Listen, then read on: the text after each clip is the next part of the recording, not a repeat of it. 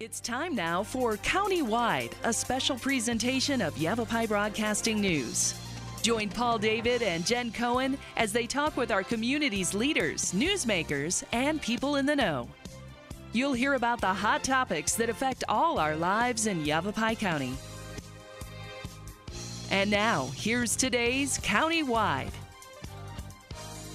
Hello and welcome to Countywide. I'm your host, Jen Cohen. Thank you so much for joining us today. Today we have with us Brandon Baxter. He is the Aging and Adult Programs Manager for the Area Agency on Aging out of NACOG. It's an amazing organization that does so much in Arizona. We're going to focus today on aging and Alzheimer's because that's a huge issue for everyone across the United States, not just here in Arizona. Thank you for being here, Brandon. Thank you so much for having me, Jen. Yeah, this is so interesting to me. I was looking up the statistics on Alzheimer's, and I actually started to cry.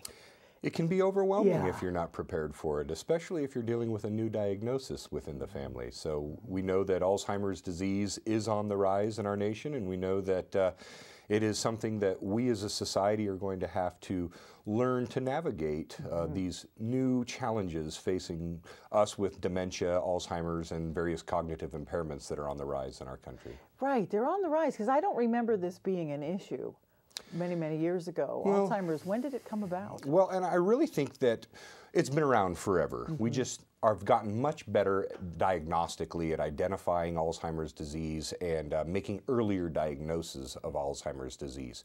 But I think one of the biggest things that's overlooked is the fact that we live in an aging society. We as a nation are growing older. We have 10,000 plus people a day turning 65 plus in our country right now. And the world is about to see the largest aging demographic ever in existence. And we know that the largest risk factor for developing dementia or Alzheimer's disease is age. So in a society that's increasingly living longer and longer and longer, we're going to see more issues related to dementia, Alzheimer's, and other associated cognitive impairments. That does make sense. I know the 2017 statistics were 5.5 million Americans right now are living with Alzheimer's. And that could be a very low estimate because right now the only definitive way of confirming an Alzheimer's diagnosis is after the loved one has passed away and they're able to examine the brain post-mortem. So we're getting better at identifying Alzheimer's related symptoms and getting really, really good at some of the best doctors being able to diagnose at a 90+% accuracy while you're still alive. But we know that there are still a lot of doctors out there within our country who are not comfortable with making a diagnosis of dementia or Alzheimer's disease. So there are probably a lot more people out there that are dealing with these cognitive impairment issues that are either flying under the radar because they're masking it still at this point in their life, or their loved ones around them have just not identified it as a concern, something that's really needs to be addressed. Therefore, they're just living their lives the way they were before and have never really gained a diagnosis. That's scary if that number's low. I mean, that's 1 in 10, basically, people over 65. And there's a trend now where people are actually experiencing it younger. Yes, and I think a lot of that does come back to the fact that we're getting better at identifying the characteristics associated with it. So we're able to get the diagnosis earlier and then bring some of the medical professionals into the fold to help treat earlier, to bring early interventions into it. Education is very important as well, not only for the individual who's dealing with it, but then for the family members so they can help prepare themselves for a future, because I think there's a lot of stigma associated with Alzheimer's disease and dementia, and oftentimes people will fear that diagnosis more than the reality of the diagnosis itself. So if we can get some education, get some training, develop some hope and understanding to what the disease process really looks like, then people will begin to realize that it's not as terrifying as it can feel at times, and that you really can live a wonderful, high quality of life for decades after a diagnosis. Certainly, if you have the right tools, if you learn, you know, there are definitely, I've seen it to folks in denial. Nope, I'm good, she's good, grandma's good, everybody's good, but it's a disservice to our loved ones to not go forward and grab the tools and get the information that we need. And it's out there. It is. There are a lot of tips and tools out there for people and family members who are looking at, what does a future with dementia look like for me and my loved one? What does a future living with Alzheimer's disease look like? And how can we navigate this future? What resources are there available? What educational workshops and tools are there? How can I make sure that I set myself up and my loved one for a future that is full of activity, enjoyment, pleasure, and good quality years left to enjoy? And I think that's the key, is getting past the fear, getting past the stigma, and identifying that we can still have a lot of wonderful time together and enjoy a lot of great things. Absolutely, yes. If you know what you're working with, simple tools, and if they can look on the website, Yes, right? absolutely. NACOG.org. Check it out. You look under the area for the aging and the dementia and the Alzheimer's, and there's all kinds of things listed. It's an amazing website, and what an enormously far-reaching organization NACOG is. NACOG's a wonderful organization. NACOG stands for Northern Arizona Council of Governments. So we represent the 4 northern counties in northern Arizona of Yavapai County, Coconino County, Navajo County, and Apache County. 48,000 square miles of northern Arizona. And for people that don't realize how big we do things out here in the West, that's 2,000 square miles larger than the entire state of Pennsylvania, just our 4 northern counties. So that does present some challenges as far as reaching everybody that could benefit from the services that NACOG has to offer. And not just in aging, but like you said, the many depth and breadth of services that NACOG has to offer its community members is really astounding. So I would encourage people to go on the website, look at NACOG.org, examine all the different ways that your community is reaching out and working together to make sure that we can stay active and engaged in our community for as long as possible. Absolutely. And engaged is a great word to use, because the more you learn, the more active and engaged you can be, especially when it comes to Alzheimer's, keeping the brain active. You know, being a brain disorder, you know, the more we can do to keep that jogging, Yes, you know, the absolutely. better we're going to do. Now, there's still no cure. There's still no prevention that we know of. Well, we do know that right now, by the time an individual becomes symptomatic for Alzheimer's disease, that a lot of the research is suggesting that the disease process has been going on for upwards of a decade or more already by the time you become symptomatic. So we do know that the more and more we learn about the progression of Alzheimer's disease, the more we realize we didn't know as much as we thought we knew at the beginning. So we are taking new approaches to medicines, new approaches to treatment, but I think the key also is what you said, keeping your mind sharp, mental acuity, because you've heard the phrase, if you don't use it, you lose it. And that's very true, especially in the realm of cognitive impairments. The more active you stay, the more engaged you keep your mind, whether it be crossword puzzles or Sudoku, or you just go out to the coffee shops and you talk with your friends and you stay engaged in your community, you volunteer at your local organizations, and you do what you can to keep that mind sharp. It's amazing how that the progression of disease will really kind of just slow down, and you will stay sharper much longer than if you isolate yourself, you pull back, you lose your social network, you stop hanging out with your friends, and you really stop doing the things that have brought you so much joy and pleasure in your life. That's true. Don't lose your hobbies. Do that. We've got to take a short break. That's awesome and amazing. Brandon Baxter was with us, Aging and Adult Programs Manager for the Area Agency on Aging. Check out NACOG.org. We'll be right back.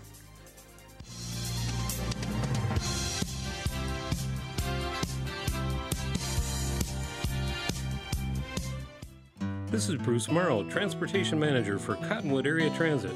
Remember, we cover the entire Verde Valley and Sedona. Cottonwood Area Transit has you covered wherever you want to ride in the Verde Valley, all day, every day. Take Cottonwood Area Transit through Clarkdale, Verde Village, and from 26 locations in Cottonwood. With Verde Links, it's a quick and easy trip to Sedona every day. Don't forget our connectors to Camp Verde. Visit cottonwoodaz.gov for Cottonwood Area Transit and take a seat. Let's go ride! The Q102.9 plays all the hits. Yo, what's going on? This is Drizzy Drake. Ariana Grande. Maroon 5. This is Rihanna. I'm Shawn Mendes. Hey, it's Bruno Mars. Ed Sheeran. What's up, guys? It's Justin Bieber. You're listening to The Weeknd. Start your day with Brian James in the morning. He'll get at least 10 songs in a row during your ride home with Julie Page. Zach Sang Show. Catch the Zach Sang Show weeknights 7 to midnight. And Kelly Fox weekends on your home for hit music. The Q102.9 and 104.9 in Prescott and Cottonwood. There are people who struggle with addiction and homelessness. Sometimes it may feel like there is nothing we can do to help.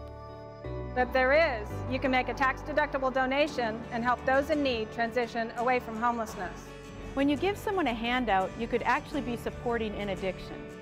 A better life starts with better health, especially for those living in the streets. Support solutions, not addictions. You can make a difference. Visit cottonwoodcares.com. So, I'm kind of new here, but I've noticed a trend. My human does this funny thing where she goes around and gets all my toys, and then she hides them in that basket by the door. You know, but it's always the same basket, and it's always in the same place. And then she acts so surprised when I find them, but, you know, she's putting them in the same basket. Again. It's like, hello, that's where you put it last time. You were the worst at hide and go seek.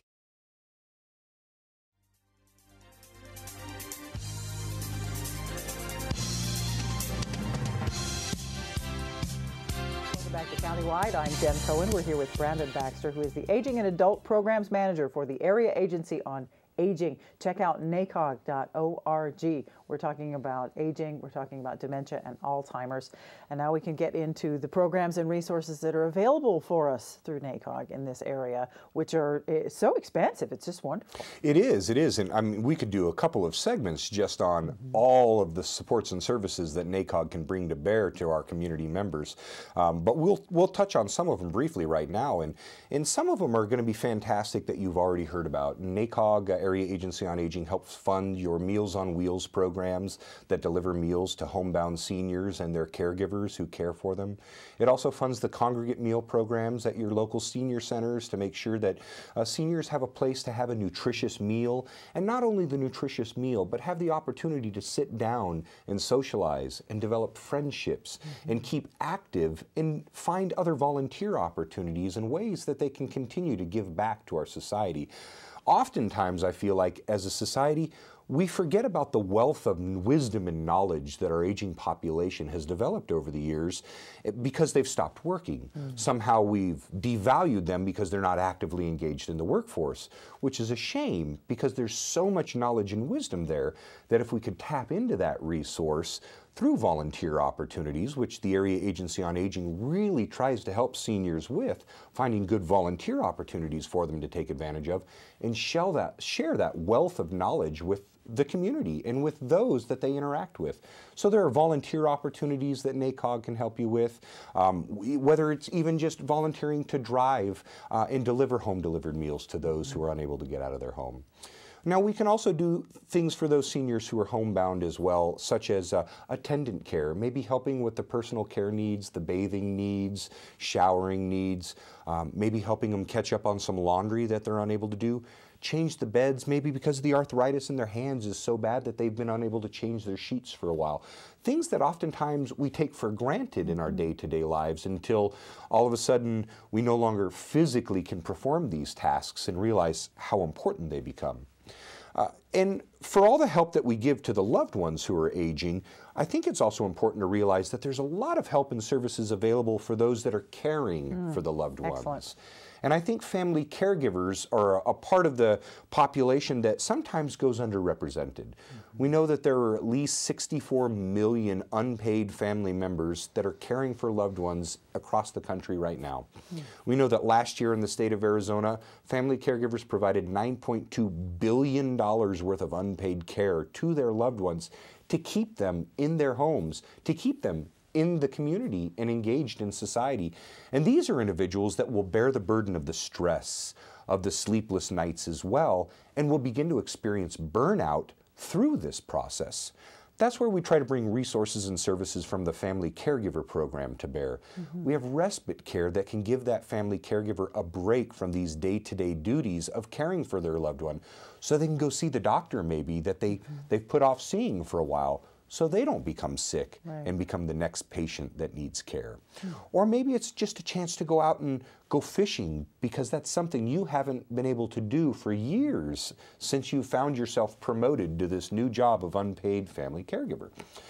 So we really want to give back to the family members that are caring for their loved ones, because we know what a valuable resource they are to our community.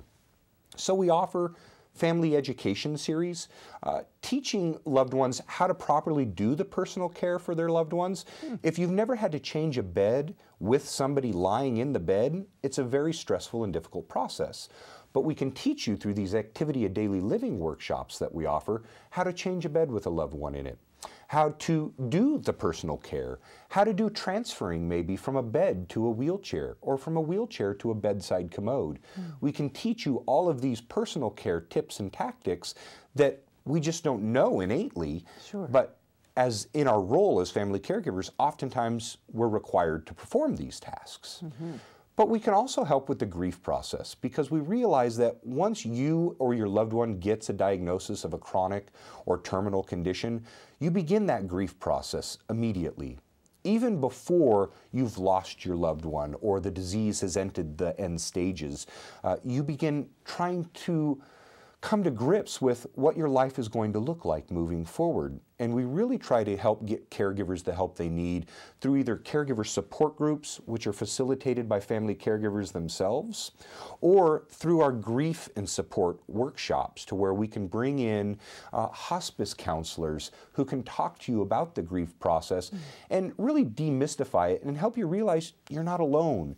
People feel this way, and it's a normal process to go through, and to be able to understand and accept and move forward in positive ways really helps keep caregivers grounded and keep them from burning out, and helps them provide better care to their loved ones overall. Certainly, yes. Again, the tools at your disposal, the more information you have, the easier life is going to be. It's not an easy part of life, but to be able to do the transfer alone is a difficult thing for folks, to have to get someone from one place to another who's incapacitated. And now what do you do when you have to start preparing for a future without your loved ones? There are a lot of legal documents that you need to get in order. You may have questions, and I encourage people, if you have any questions at all about aging-related services or resources, to call our toll-free number at 877-521-3500 and just begin the process of asking those questions. What's a durable power of attorney? What's a medical health care power of attorney? What's a mental health care power of attorney? Why are there so many powers of attorneys, and do I need them all? What do I need to do to make sure that all of my documents are in order? How about wills? What about trusts? What does Altex mean? And how do I find out if my loved one qualifies for the Arizona long-term care system, which is the Arizona version of Medicaid for long-term health care?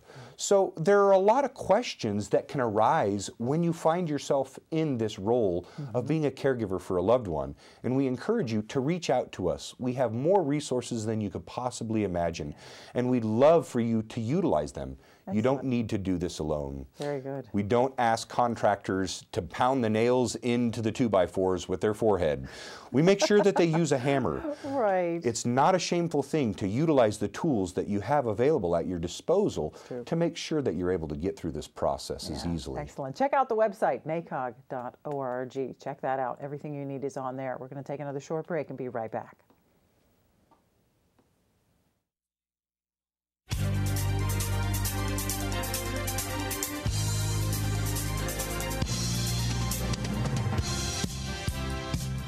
Listen to me. I am captain of the track team. And if I'm late... She doesn't really think she's going to get out of here, does she?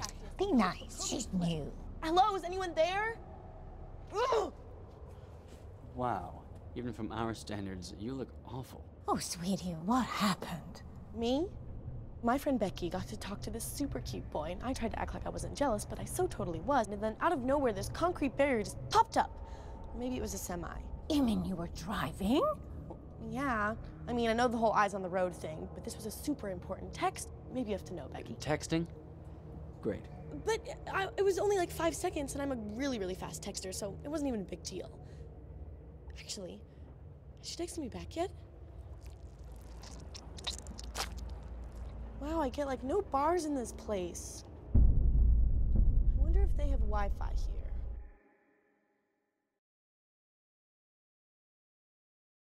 here. There are people who struggle with addiction and homelessness.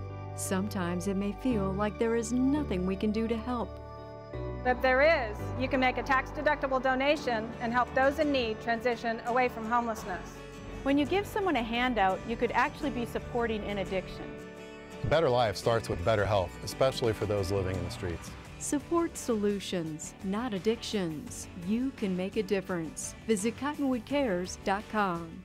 Q102.9 plays all the hits. Yo, what's going on? This is Drizzy Drake. Ariana Grande. Maroon 5. This is Rihanna. Mateo. I'm Shawn Mendes. Hey, it's Bruno Mars. Ed Sheeran. What's up, guys? It's Justin Bieber. You're listening to The Weeknd. Start your day with Brian James in the morning.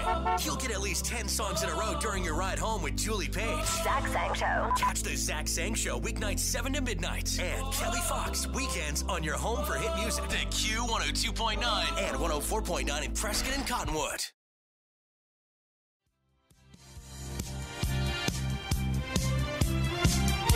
And welcome back to Countywide. I'm your host, Jen Cohen. Just a few minutes left. We're talking with Brandon Baxter, who is the Aging and Adult Programs Manager for the Area Agency on Aging through NACOG. We've been talking about Alzheimer's, dementia, the aging population, and the resources that are available for you if you are a caregiver, a family member, or a person perhaps suffering with one of these different disorders. There's lots of resources available through NACOG. Check out nacog.org. And tell us now, what is Dementia Friendly Arizona? Well, that's fantastic. It's a wonderful program that's actually been brought over from the United Kingdom, and it's been brought over to the United States to help increase awareness of dementia and Alzheimer's disease within our communities, to really bring down the stigma that's associated with living with a dementia diagnosis within our community. So what Dementia Friendly Arizona has done in coordination with Banner Alzheimer's Institute is to train dementia champions, so to speak, to go out into the community and hold workshop and educational sessions to inform the general public, anybody, whether you work at a grocery store or a bank, you work at a television station, you work at your local grain store, whatever you do, chances are you're going to run into somebody at some point in time that is dealing with Alzheimer's or dementia. And what these informational sessions do is to teach you communication tips and tactics on how you can more effectively communicate with individuals with Alzheimer's disease, how you can share information about Alzheimer's and dementia to those within your community, and you can really help pave the way to make all of our communities more dementia friendly. Mm-hmm. So there's not this associated stigma with living in place with a cognitive impairment, that we can all develop the tools and tactics to effectively communicate and help those that may need assistance that maybe are a little turned around or confused in the grocery store. Mm-hmm. Maybe you can be that one person to help that individual that day make their life a little bit better. Mm-hmm. And if we're able to share this information and this training within our communities, we really are hoping to bring down the stigma associated with Alzheimer's and dementia across not only Arizona, but across the entire country. Absolutely. Raising awareness and raising compassion. Yes. Within, our fellow neighbors and friends, and have compassion for that person and be able to spot that. Maybe they need some assistance, and if you're there at the right time, well, hey, you've made your own day as well as theirs. So, absolutely. Well, that's wonderful. Now, if we go to the website, there is an events calendar. There is an events calendar. You can go to www.nacog.org. But if you're not all that web savvy, or you've just decided you don't want to be on the internet today, you can always give us a call at our toll-free number at 877-521-3500 and ask us in person over the phone. Or you can go ahead and email me at bbaxter@nacog.org, and I'll be happy to go ahead and send information out to you directly about all of our supports and programs. That's amazing, Brandon. Thank you for the work that you're doing. Well, thank you so much for having me on here today. You're so pleasant. It's just wonderful. You just give him a call. Get yourself informed. Find out the facts that you need to know. Get yourself to one of the events. Check out nacog.org. Give him a call. Email Brandon. Just get informed, because somebody 1 in 10, somebody You know, it's going to happen, so be prepared. I'm Jen Cohen. That's all the time we have left for Countywide. We've been talking with Brandon Baxter, Aging and Adult Programs Manager for the Area Agency on Aging at NACOG. Check out nacog.org. We'll see you next time.